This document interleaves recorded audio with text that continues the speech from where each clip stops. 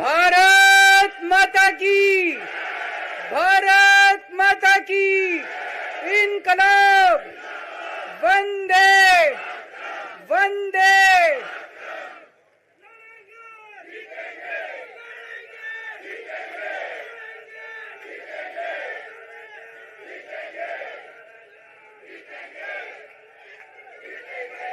मंच पे बैठे हुए मेरे सभी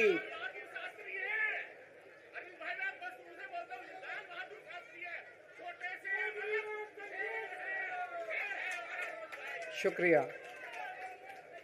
मंच पे बैठे हुए मेरे आम आदमी पार्टी के सभी साथीगण, नेतागण, आज यहाँ पे इतनी बड़ी संख्या में आए हुए सभी भाइयों बहनों और जो टीवी के माध्यम से इस वक्त देश भर में लोग देख रहे हैं, उन सभी भाइयों बहनों, माताओं, बुजुर्गों, बच्चों, आप सब लोगों को मेरा नमस्कार, सबको मेरा प्रणाम। I love you too. सबसे पहले मैं ऊपर वाले का शुक्रिया अदा करता हूं, भगवान का शुक्रिया अदा करता हूं, जिनकी हमेशा हम लोगों के ऊपर बहुत कृपा रहती है, बहुत आशीर्वाद रहता है भगवान का, भोलेनाथ का, हनुमान जी का बहुत आशीर्वाद रहता है। इसी वजह से इतनी बड़ी बड़ी मुसीबतों से निकल के हम लोग आते हैं। इतने बड़े बड़े सामने हमारे दुश्मन हैं जिनसे लड़के हम लोग सफल होते हैं। एक छोटी सी पार्टी जिसने इस देश की राजनीति बदल के रख दी। मैं इसीलिए सबसे पहले ऊपर वाले का पूरे सम्मान के साथ शुक्रिया अदा करता हूं और आशीर्वाद चाहता हूं।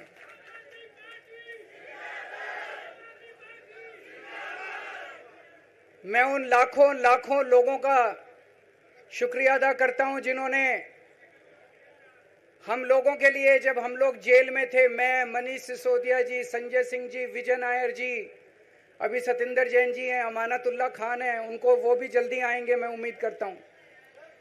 जिन जिन लोगों ने हमारे लिए दुआएं की, मन्नतें मांगी, मंदिर मस्जिद गिरजे गुरुद्वारे गए, उन सब लोगों का मैं तहे दिल से शुक्रिया अदा करता हूं।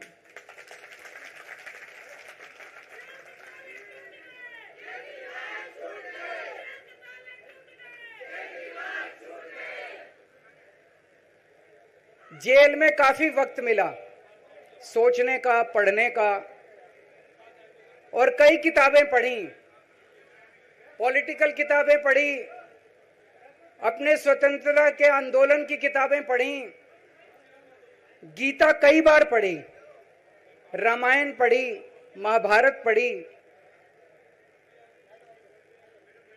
आज मैं अपने साथ एक किताब लेके आया हूं, ये भी मैंने कई बार पढ़ी, भगत सिंह की जेल डायरी। आप लोगों ने पढ़ी है? पढ़ना इसको जरूर, खरीद लेना, खरीद के इसको पढ़ना, भगत सिंह की जेल डायरी।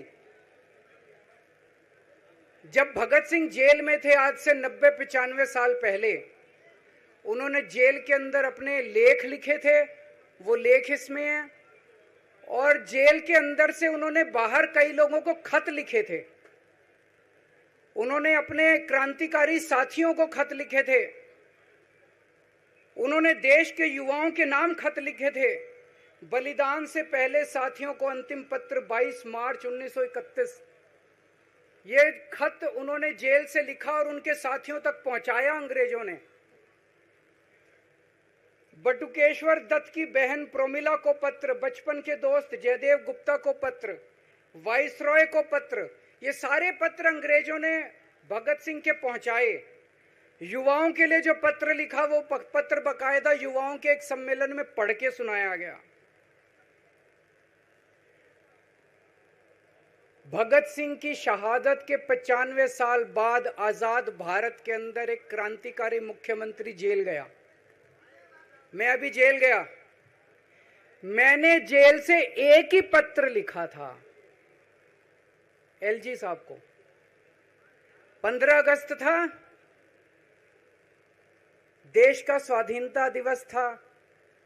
देश के आजादी के दिवस के ऊपर दिल्ली का मुख्यमंत्री दिल्ली सरकार की तरफ से झंडा फहराता है। मैंने एलजी साहब को 3 दिन पहले चिट्ठी लिखी, 15 अगस्त के 3 दिन पहले, कि एलजी साहब, मैं चूंकि जेल में हूं, मेरी जगह आतिशी जी को झंडा फहराने की इजाजत दी जाए। कुछ गलत तो नहीं लिखा? वो चिट्ठी मेरी एलजी साहब तक नहीं पहुंचाई गई, मुझे चिट्ठी वापस करी गई और मेरे को ये वार्निंग जारी की गई। ये वार्निंग भी लेके आया हूं, जिंदगी भर साथ रखूंगा ये मेरे को वार्निंग दी गई कि दूसरी बार अगर आपने एलजी साहब को चिट्ठी लिखने की हिम्मत करी तो आपके साथ जो फैमिली मुलाकात होती है हर हफ्ते, वो फैमिली मुलाकात बंद कर दी जाएगी। मैं मन में सोच रहा था, अंग्रेजों ने भी नहीं सोचा था कि आजाद भारत के अंदर 95 साल के बाद अंग्रेजों से ज्यादा क्रूर और अत्याचारी शासक इस देश के ऊपर आएगा। आपने सुना होगा, बटुकेश्वर दत्त और भगत सिंह ने असेंबली में एक बम फेंका था, या सुना है सब लोगों ने? तो दोनों को जेल हुई, दोनों को एक ही जेल में रखा गया, बगल बगल वाली कोठरी में रखा गया। ये मैं चिट्ठी पढ़ के सुना रहा हूं आपको, भगत सिंह की, जो उन्होंने प्रमिला को, बटुकेश्वर दत्त की बहन को लिखा। कल रात बट्टू को किसी दूसरी जेल में भेज दिया गया है, तब तक वो उनके साथ ही था भगत सिंह के। ये चिट्ठी 17 जुलाई 1930 की है। उनकी जुदाई मेरे लिए असहाय हो रही है। भगत सिंह लिख रहे हैं बटुकेश्वर दत्त की बहन को कि बटुकेश्वर दत्त की जुदाई मेरे लिए असहनीय हो रही है। आज पहला दिन है जब मैं अपने को पूरी तरह उद्विग्न पा रहा हूं और मेरे लिए हर मिनट एक बोझ बन गया है। एक मित्र से जुदा होना सचमुच सगे भाई से भी ज्यादा प्रिय थे मेरे को बटुकेश्वर। तो दोनों साथ रहते थे। 95 साल के बाद मनीष सिसोदिया और केजरीवाल एक ही केस में जेल जाते हैं। मनीष सिसोदिया को अलग जेल में रखते हैं, मेरे को अलग जेल में रखते हैं, साथ मिलने की इजाजत नहीं दी जाती। आजादी की लड़ाई जब हुई, जवाहरलाल नेहरू जेल गए, महात्मा गांधी जेल गए, बाबा साहब अंबेडकर जेल गए, चंद्रशेखर आजाद जेल गए, अशफाकुल्ला जेल गए, कितने स्वतंत्रता सेनानी जेल गए, कई कई सालों तक जेल गए। जब वो जेल जाते थे, उनसे मुलाकात के लिए उनके साथी उनसे मिलने जाया करते थे, उनके घर के लोग जाते थे, उनके रिश्तेदार उनसे मिलने जाते थे, और जब वो मिलने के लिए जाते थे वो उनसे पॉलिटिकल बातें करते थे।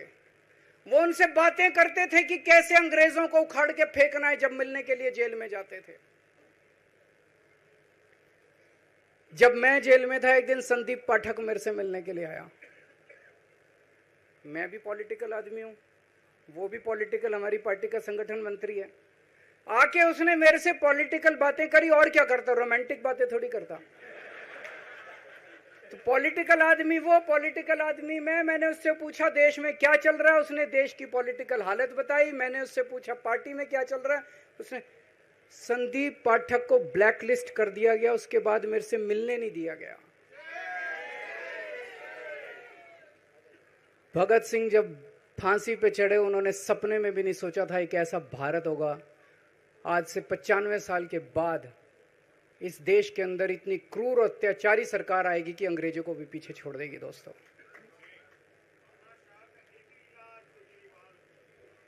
मुझे जेल क्यों भेजा इन लोगों ने? ऐसा नहीं कि केजरीवाल ने कोई भ्रष्टाचार किया, वो इनको भी पता है, मेरे को भी पता है, आपको भी पता है। इन्होंने जेल क्यों भेजा मेरे को? इनका मकसद था आम आदमी पार्टी को तोड़ना। इनका मकसद था केजरीवाल के हौसले को तोड़ना, केजरीवाल की हिम्मत को तोड़ना। इन्होंने फॉर्मूला बना रखा है। आप देख रहे हो किस तरह से एमएलए तोड़ दो, एमएलए खरीद लो, ईडी भेज के डरा दो, सीबीआई भेज के डरा दो, फर्जी केस कर दो, जेल में डाल दो, पार्टी तोड़ दो। महाराष्ट्र में कैसे उन्होंने 2-2 राष्ट्रीय पार्टियां तोड़ दी। पार्टी तोड़ दो, सरकारें गिरा दो और अपनी सरकार बना लो। इनको यह लग रहा था केजरीवाल को जेल भेज देंगे तो दिल्ली में इनकी पार्टी टूट जाएगी, दिल्ली में बीजेपी की सरकार बना लेंगे। इनको लग रहा था पंजाब की सरकार तोड़ के पंजाब में हम अपनी सरकार बना लेंगे, इनके एमएलए तोड़ लेंगे। लेकिन हमारी पार्टी नहीं टूटी, हमारे एमएलए नहीं टूटे, हमारे एमएलए तो छोड़ो कार्यकर्ता भी नहीं टूटे। इनकी बड़ी बड़ी साजिशों के खिलाफ, बड़े बड़े षड्यंत्रों के खिलाफ केवल आम आदमी पार्टी में ताकत है जो आज इनका सामना कर रही है। इनको लगा केजरीवाल के हौसले तोड़ देंगे। आज मैं आपके सामने खड़ा हूं और मैं पूरे विश्वास के साथ कह रहा हूं कि जेल के इन 150-200 दिन जो मैं जेल में रहा, इन दिनों ने मेरे हौसले को और 100 गुना बढ़ा दिया है, कम करने की बजाय। ये लोग पूछते हैं कि केजरीवाल जब जेल में था इसने इस्तीफा क्यों दिया, क्यों नहीं दिया? जेल में से सीएम के पद से इस्तीफा क्यों नहीं दिया? मैंने इस्तीफा इसलिए नहीं दिया क्योंकि मैं देश के जनतंत्र को बचाना चाहता था।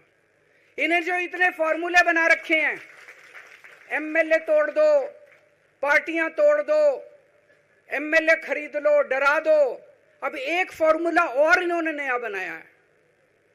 जहां जहां ये चुनाव हारे वहां वहां के मुख्यमंत्री पे फर्जी केस करके उसको गिरफ्तार कर लो और उसकी सरकार गिरा दो।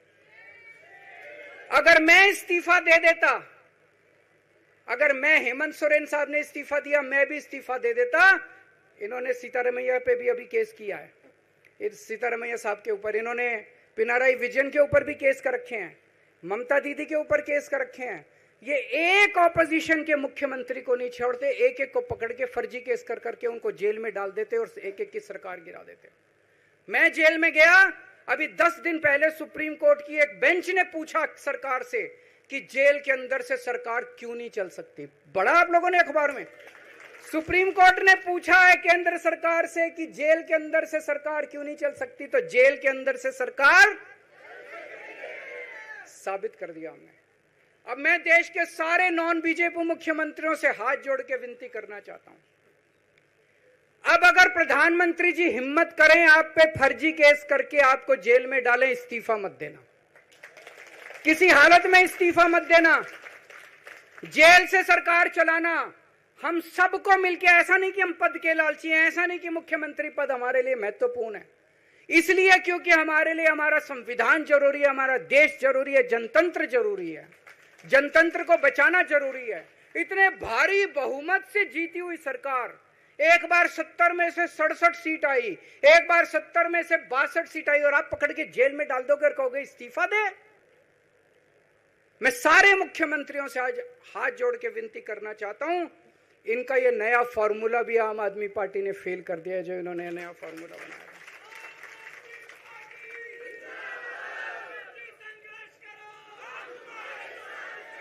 आज इनकी हर षड्यंत्र, हर साजिश से सामना करने की ताकत आम आदमी पार्टी में है। क्यों? क्योंकि हम ईमानदार हैं। दिल्ली में सरकारी स्कूल थे, गरीबों के बच्चे सरकारी स्कूल में पढ़ने जाया करते थे। सरकारी स्कूलों की हालत बहुत खराब थी, गरीबों के बच्चों का कोई भविष्य नहीं था। 16 लाख बच्चे दिल्ली के सरकारी स्कूलों में पढ़ते थे। टूटे फूटे टिन के स्कूल थे, डिब्बे थे, स्कूल क्या डिब्बे थे, कोई पढ़ाई नहीं होती थी, गरीबों के बच्चों का भविष्य खराब था। उन गरीबों के बच्चों को पिछले 10 साल के अंदर 18 लाख बच्चों को हमने सरकारी स्कूल अच्छे बना के भविष्य दिया है। हम ये कैसे कर पाए?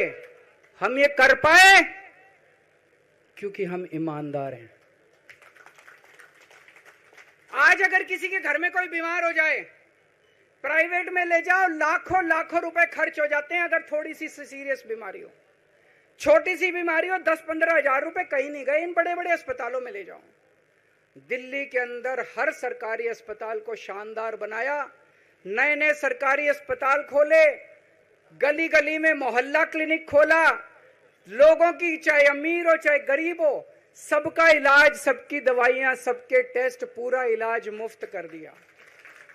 क्यों? क्योंकि हम ईमानदार हैं।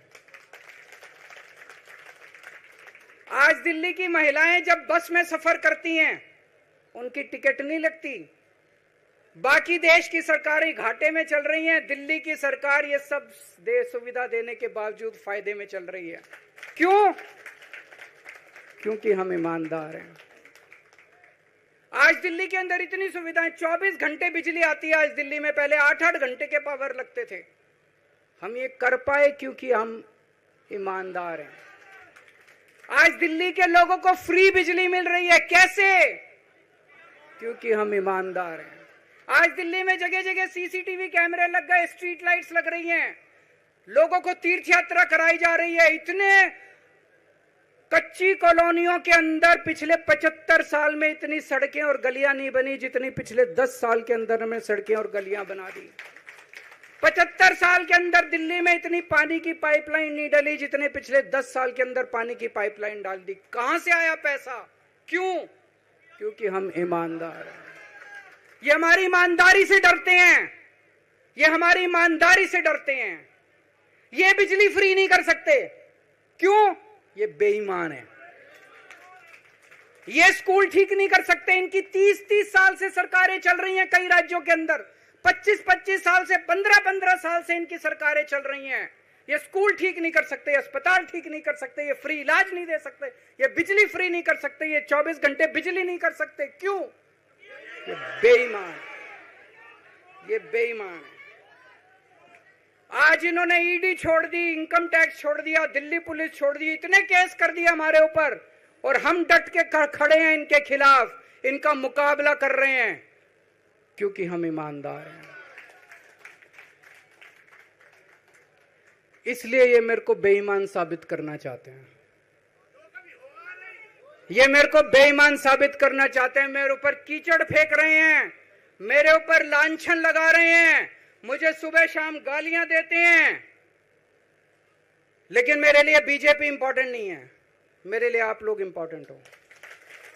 अगर देश की जनता, दिल्ली की जनता को लगता है केजरीवाल बेईमान है, मैं 1 मिनट के लिए सीएम की कुर्सी पे भी नहीं बैठूंगा। 1 मिनट के लिए मैं बैठने को तैयार नहीं।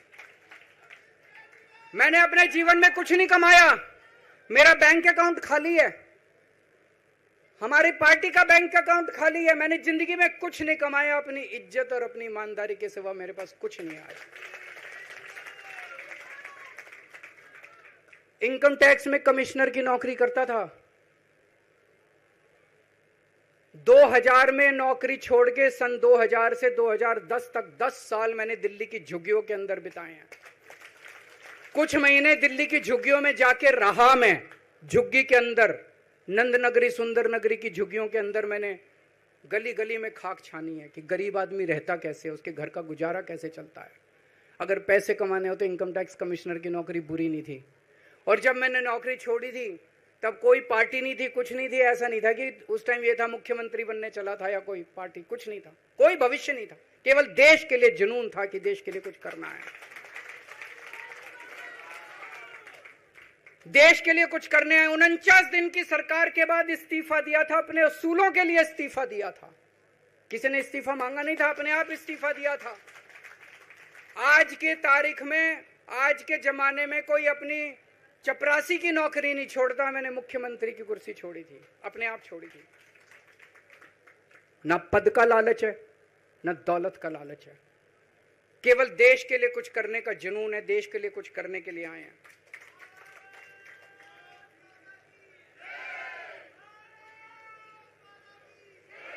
इन्होंने मेरे ऊपर आरोप लगाए, मनीष जी के ऊपर आरोप लगाए हैं।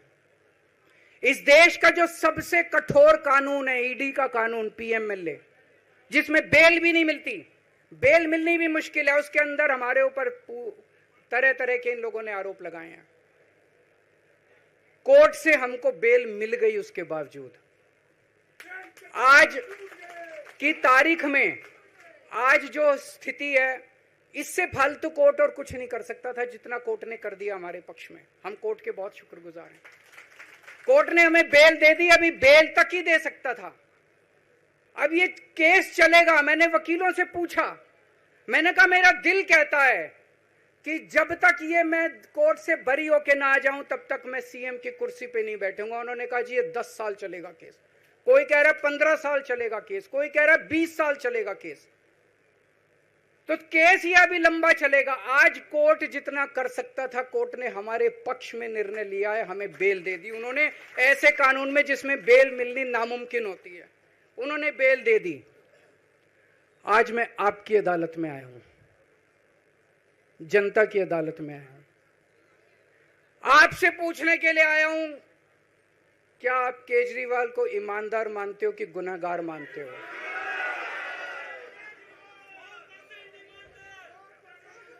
मैं दिल्ली की जनता से पूछना चाहता हूं, मैं देश की जनता से पूछना चाहता हूं कि क्या केजरीवाल ईमानदार है कि गुनहगार है?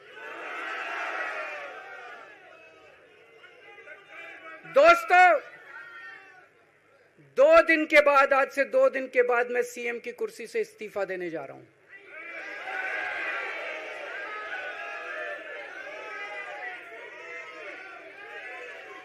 और मैं तब तक सीएम की कुर्सी पे नहीं बैठूंगा जब तक जनता अपना फैसला ना सुना दे। मैं जनता के बीच में जाऊंगा, गली गली में जाऊंगा, घर घर में जाऊंगा, और जब तक जनता अपना फैसला ना सुना दे कि केजरीवाल ईमानदार है, तब तक मैं सीएम की कुर्सी के ऊपर नहीं बैठूंगा।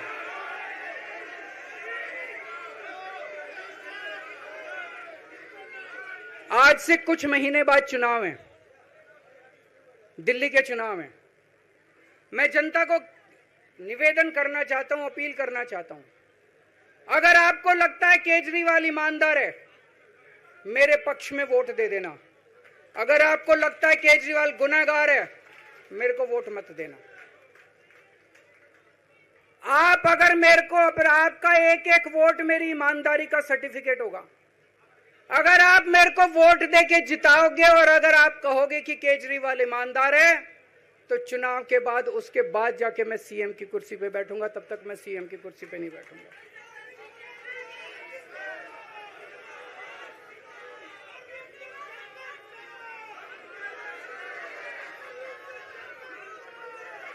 आपको लग रहा होगा अभी अभी जेल से रिहा होके आया है, ये कैसा क्यों बोल रहा है? अभी अभी जेल से रिहाई होके आया है, अब ये इस्तीफा क्यों दे रहा है? इन्होंने मेरे ऊपर आरोप लगाया है, इन्होंने आरोप लगाया है कि केजरीवाल चोर है, इन्होंने आरोप लगाया है केजरीवाल भ्रष्टाचारी है, इन्होंने आरोप लगाया है केजरीवाल ने भारत माता के साथ धोखा किया है। ये करने के लिए नहीं आया था मैं, सत्ता से पैसा और पैसे से सत्ता, इस खेल के खेलने के लिए मैं नहीं आया था। मैं देश के लिए कुछ करने के लिए आया था। जब 14 साल के बाद भगवान राम वनवास से लौटे, सीता मैया को अग्नि परीक्षा देनी पड़ी थी। आज मैं जेल से आया हूं, मैं अपनी अग्नि परीक्षा देने के लिए तैयार हूं।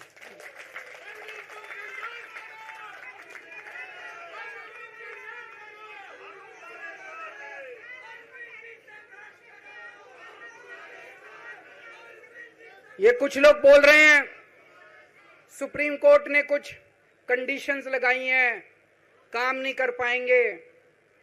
पिछले 10 साल में इन लोगों ने कंडीशन लगाने में कोई कसर छोड़ी थी? एलजी साहब ने कंडीशन लगाने में कोई कसर छोड़ी थी? केंद्र सरकार ने 1 कानून, 2 कानून, 3 कानून, कानून पे कानून डाल के मेरी पावर छीन ली, पर आपके काम बंद नहीं होने दिए मैंने।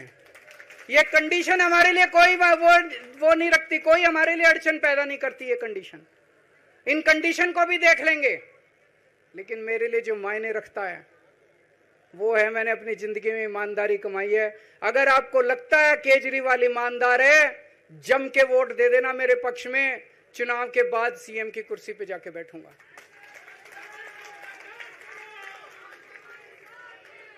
फरवरी में चुनाव है।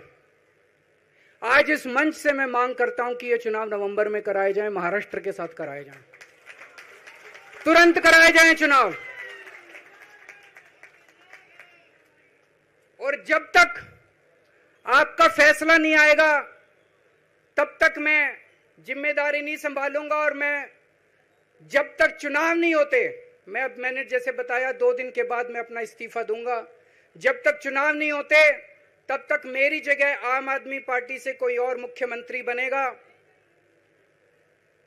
अगले 2-3 दिन के अंदर विधायक दल की मीटिंग होगी और विधायक दल की मीटिंग में अगले मुख्यमंत्री के नाम का तय किया जाएगा। मैं मनीष जी से बात कर रहा था, जो पीड़ा मेरे मन में है वो पीड़ा मनीष जी के मन में भी है।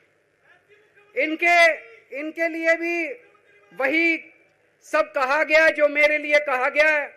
मनीष जी का भी कहना है कि ये दिल्ली के उप मुख्यमंत्री और शिक्षा मंत्री और मंत्री का पद तभी संभालेंगे जब दिल्ली की जनता कहेगी कि मनीष सिसोदिया ईमानदार है।